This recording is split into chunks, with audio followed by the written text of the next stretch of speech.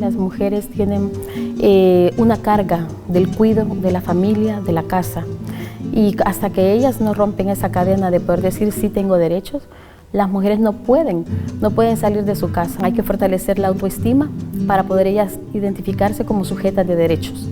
Cuando ya saben que son sujetas de derecho, empiezan a demandar acciones.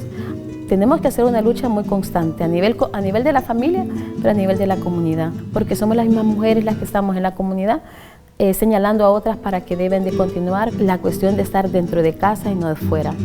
Y hay que romper ese techo de cristal para poder salir y que las mujeres puedan unificarnos más y poder trabajar en conjunto por los derechos de la salud, por los derechos de las mujeres y por una autonomía económica real.